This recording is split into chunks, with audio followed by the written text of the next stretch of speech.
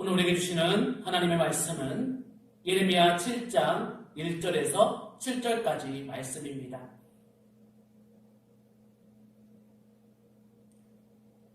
여호와께로부터 예레미야에게 말씀이 임하니라 이르시되 너는 여호와의 진문에 서서 이 말을 선포하여 이르기를 여호와께 예배하려 이 문으로 들어가는 유다 사람들아 여호와의 말씀을 들으라.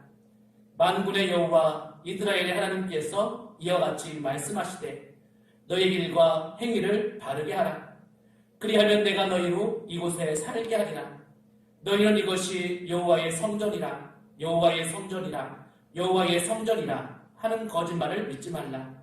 너희가 만일 길과 행위를 참으로 바르게 하여 이웃들 사이에 정의를 행하며 이방인과 고아와 과부를 압제하지 아니하며 무죄한 자의 피를 이곳에서 흘리지 아니하며 다른 신들 길을 따라 화를 자초하지 아니하면 내가 너희를 이곳에 살게 하리니 곧 너희 조상에게 영원 무궁토록 준 땅이니라. 아멘.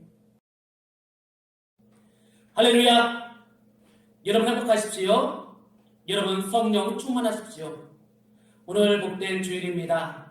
오늘 또 각 가정에서 또 예배하는 우리 귀한 성도님들 또 가정과 또 일터위에 하나님의 사랑과 넘치는 축복이 함께 하시기를 축원해 드립니다. 우리 옆에 가족들과 함께 인사 나누겠는데요. 하나님은 당신을 사랑하십니다 하고 인사하겠습니다. 하나님은 당신을 사랑하십니다. 우리는 지난해 1월 말부터 코로나19라는 예상치도 못했던 초유의 사태와 더불어 시작을 했습니다.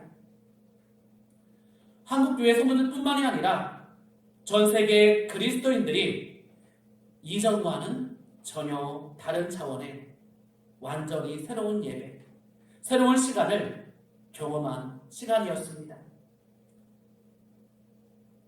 그 후 사순절을 보내고 부활절기를 보내고 성령 감림절기를 보내고 창조절기를 보내고 또 대림절기를 보내면서 또 성탄절을 보내면서 이제 주연절을 맞이했습니다. 그것도 현재 진행형으로 이러한저러한 위기를 통과해내고 있는 것을 보게 됩니다. 신앙인들이 한 공간 안에 모여서 함께 예배하면서 기록된 성경 말씀을 따라 하나됨을 힘써 지키기를 누구보다 기뻐해야 하는 것은 명백한 사실이고 진리입니다. 그런데 지금은 우리에게 주어진 이 과정을 어떻게 잘 견디고 버텨가야 할지에 대해 성경적으로나 또 역사적으로 또 신학적으로 철저히 성찰하며 모두가 거룩한 힘을 모아야 할 시간인 것 같습니다. 오늘날 코로나19와 같은 바이러스를 비롯해 천재지변처럼 예상치 못했던 어려움들이 많습니다. 지난 목요일에는 많은 눈이 내렸습니다. 그리고 영하 20도가 넘는 강추위도 있었습니다. 정말 이러한 사건들이 세계 곳곳에서 발생하고 있습니다. 우리는 그때그때 하나님이 허락하시는 지혜를 가지고 또 이러한 어려움들을 슬기롭게 헤쳐 나가야 되겠습니다. 그런데 감사한 것은 예수님이 이미 성경을 통해서 우리가 이러한 상황에서 어떻게 예배해야 하고 어떻게 우리 이 믿음과 신앙을 지켜갈지에 대해서 보여주셨다는 사실입니다. 물론 하나님의 자녀들이 모이기에 힘쓰며 함께 하나님을 예배하는 행위는 중요한 일입니다. 그런데 예수님은 우리가 모이기에 힘쓰는 것만큼 흩어지기에도 힘써야 한다고 말씀하셨습니다. 이 말씀은 마태복음 28장 19절과 20절에서 성령님을 보내주시면서 우리에게 명령하신 지상 명령에도 잘 기록되어 있습니다. 그러므로 너희는 가서 모든 민족을 제자로 삼아 아버지와 아들과 성령의 이름으로 세례를 베풀고 내가 너희에게 분부한 모든 것을 가르쳐 지키게 하라. 예수님은 제자화된 우리를 통해 어떠한 상황 속에서도 예배할 수 있는 길을 일찍이 예비해 주셨습니다. 또한 주의 이름으로 두세 사람이 모인 곳에 주님은 함께 하신다고 말씀하셨습니다. 그리고 바울은 주님의 영이 계신 그곳에 자유가 있다고 고백했습니다. 이렇듯 하나님은 우리가 어떠한 것에도 얽매이지 않고 자유하게 한 분 하나님께 영과 진리로 예배할 수 있는 복된 길을 예수 그리스도를 통해 이미 열어놓으셨습니다. 따라서 무소부재하사 언제 어느 곳에 거하든지 우리와 함께 임마누엘로 동행하시는 주님께 항상 예배할 수 있는 것입니다. 이것은 초대교회부터 교회가 줄곧 이어온 기독교 정신이기도 합니다. 당대 로마 제국의 외압 가운데 기독교가 국교화되지 않은 시절에도 카타콤에서 함께 모여서 은밀히 예배했던 선조들의 신앙유산을 여러분들은 아실 것입니다. 오늘날에도 첨예한 이슈 가운데 있는 선교지의 지하교회에 남몰래 각자의 신앙과 믿음을 목숨처럼 지켜나가는 선교사들도 있습니다. 그때와 지금의 상황은 다를지는 몰라도 변하지 않는 중요한 기준이 하나 있습니다. 우리가 하나님께 예배한다고 할 때 어떠한 특정한 장소나 특정한 시간에만 모여서 예배하는 것이 아니라는 사실입니다. 주님을 모신 그 자리가 바로 하나님이 함께 계시는 거룩한 예배의 초소가 되는 것입니다. 오늘의 본문은 눈물의 선지자 예레미야가 성전 문간에 서서 설교한 성경 전문 말씀입니다.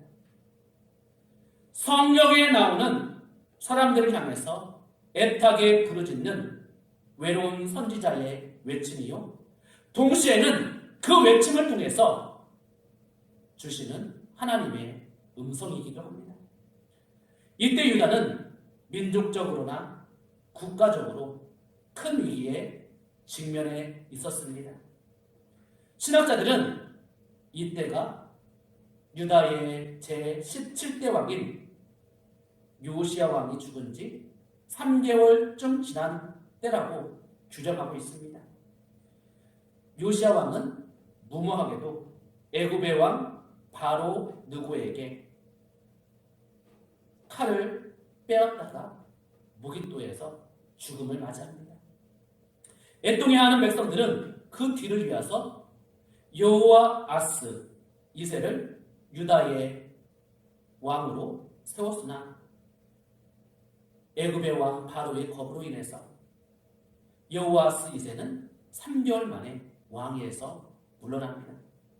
그리고 요시아의 둘째 아들인 여호야김이 유다의 왕이 됩니다. 이같이 나라의 운명이 풍전등화처럼 위태로울 때 백성들은 성전에 모여서 여호와의 도우심을 간구했습니다. 때마침 절기를 맞아 세계 각처에 흩어져 있던 유대인들이 유일의 성진 풍전인 예루살렘으로 모여들고 있을 때 예레미야는 다음과 같은 하나님의 말씀을 전했습니다. 이 말씀이 오늘 우리에게 주시는 하나님의 말씀이고 우리 성도들에게 들려주시는 하나님의 음성입니다. 우리 본문 2절 말씀 우리 다 같이 읽겠습니다. 너는 여호와의 진문에 서서 이 말을 선포하여 이르기를 여호와께 예배하러 이 문으로 들어가는 유다 사람들아 여호와의 말씀을 들으라. 아멘. 본문은 예배의 본질을 회복하라고 주신 말씀입니다. 주신 말씀의 대상은 예배하러 성전에 들어가는 유다 사람들입니다. 당시 유다 사람들이 예배를 드리려 성전에 올라가지만 하나님이 기쁘시게 받으실 예배가 아니었다는 것을 보여줍니다. 하나님의 심판이 시시각각으로 다가오는 상황에서 저들의 예배에 문제가 있었습니다. 본문에서 예배는 경배하다 또는 복종하다 라는 뜻을 갖고 있습니다. 진정한 예배는 하나님을 경외하고 그의 말씀에 순종하는 것입니다. 예배를 열심히 드릴지라도 하나님의 말씀에 순종하지 않는다면 하나님이 기뻐 받으시는 예배가 될 수 없습니다. 경배와 순종은 함께 가야 되는 것입니다. 예수님은 예배하는 자가 영과 진리로 예배할지니라 라고 말씀하셨습니다. 그리고 바울은 로마서 12장 1절에서 너의 몸을 하나님이 기뻐하시는 거룩한 산 제물로 드리라. 이것이 영적 예배니라 라고 말씀하셨습니다. 그리고 예배의 의식이 전부는 아닙니다. 우리 4절 말씀 우리 다 같이 읽겠습니다. 너희는 이것이 여호와의 성전이라 여호와의 성전이라 여호와의 성전이라 하는 거짓말을 믿지 말라. 아멘. 당시 유다 사람들은 성전을 신성시 해왔습니다. 그 안에서 예배를 드리면 하나님을 잘 섬기고 있다고 생각했습니다. 그런데 예언자의 말씀은 성전 건물이 하나님을 대신할 수 없다는 것을 보여주고 있습니다. 성전은 건물일 뿐이며 그 안에서 예배하는 사람들이 바르게 예배하지 않으면 소용이 없다라고 말합니다. 성전의 건물도 중요하지만 바르게 예배하는 것이 더 중요한 것입니다. 형식적이고 의식적인 예배로는 하나님을 기쁘시게 할 수 없는 것이죠. 이사야도 비슷한 상황에서 형식적인 예배를 비판하고 있습니다. 이사야 1장 11절에서 여호와께서 말씀하시되 너희의 무수한 재물이 내게 무엇이 유익하뇨? 나는 순양의 번제와 살찐 짐승의 기름에 배불렀고 나는 수송아지나 어린 양이나 순염소의 피를 기뻐하지 아니하노라. 이렇게 말씀합니다. 물론 예배의 의식은 중요합니다. 의식을 내용을 담는 그릇이기 때문입니다. 그런데요, 예배의 본질을 잃어버리고 형식만 만든다면 그 의식은 아무런 소용이 없는 것입니다. 그러므로 예배의 의식이 전부가 아닙니다. 그리고 예배를 드리는 사람은 바르게 살아야 됩니다. 3절 말씀 우리 함께 읽겠습니다.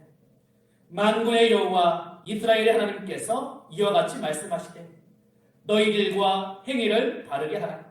그리하면 내가 너희로 이곳에 살게 하리라. 아멘. 이 말씀은 예배를 드리기 위하여 문으로 들어오는 유다 사람들에게 선포하라고 주신 말씀입니다. 하나님은 예배를 드리는 사람들이 세상에서 바르게 살기를 원하십니다. 예배를 드리면서도 악을 행하는 것은 하나님을 진정으로 경외하는 사람들의 모습이 아닙니다. 이사야도 같은 입장에서 이사야서 1장 13절에서 이렇게 말합니다. 헛된 재물을 다시 가져오지 말라. 분향은 가정이 여기는 바요 월삭과 안식일과 대회로 모이는 것도 그러하니 성회와 아울러 악을 행하는 것을 내가 견디지 못하겠노라. 진정으로 하나님을 경외하고 예배하는 사람은 바르게 살아야 됩니다. 예배하는 사람이 바르게 살려면 하나님의 말씀에 따라 살아야 하는 것입니다. 본문에서는 그 예가 몇 가지 있습니다. 5절 말씀해 보시면요, 이웃들 사이에 정의를 행해야 한다고 말합니다. 정의는 반대로 포악입니다. 이웃에 해를 끼치는 것을 말합니다. 또한 이방인과 고아와 과부와 같이 약한 사람들을 압제하지 말아야 한다고 말합니다. 그리고 무죄한 자의 피를 흘리지 않아야 합니다. 그리고 헛된 기복 종교를 따르지 않아야 된다고 말합니다.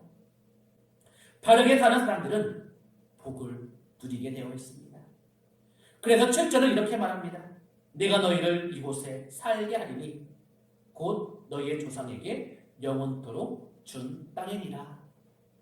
성도가 하나님의 사람으로서 바르게 살기는 힘들어도 바르게 사는 사람들에게는 하나님이 약속하신 복을 누리게 하십니다. 여기서 땅은 하나님의 약속이고 주신 땅입니다. 이 땅은 하나님의 약속을 총체적으로 대변하고 있는 말입니다. 하나님은 약속을 하십니다. 또 하나님은 그 약속을 이루십니다. 그리고 그 약속을 우리들에게 누리게 하시는 분이십니다. 본문에서 바르게 하다 라는 말은 잘되다 라는 뜻을 갖고 있습니다. 성경에서 이 단어는 잘되다, 복을 받다, 복을 누리다 등으로 사용되었습니다. 즉 바르게 살면 모든 일이 형통하고 하나님의 약속하신 복을 누리게 된다는 것입니다. 그래서 시편 1편에서 복 있는 사람은 바른 길을 가는 사람이라고 말합니다. 여기서 복은 바르게 가다에서 유래되었습니다. 시인도 복 있는 사람은 악인의 길을 따르지 아니하며 죄인들의 길에 서지 아니하며 오만한 자들의 자리에 앉지 아니하고 오직 여호와의 율법을 즐거워하여 그의 율법을 주야로 묵상하는도다 라고 고백하였습니다. 즉 바른 길을 가는 사람이 결국 복을 누리게 되어 있습니다. 사랑하는 성도 여러분, 2021년 우리 교회 표어는 예배의 본질을 회복하는 교회입니다. 코로나19로 인해서 우리는 모여서 예배하지는 못하지만 우리의 가정과 그리고 우리의 일터에서 우리의 영혼과 우리의 삶이 정말 주님의 성전임을 잊지 마시길 바랍니다. 그리고 그곳에서 영과 진리로 예배를 드림으로 인해서 우리의 영혼이 잘 되고 또 우리의 삶이 잘 되는 우리 귀한 성도님들 되시기를 주님의 이름으로 축원해 드립니다. 하나님 아버지 감사합니다.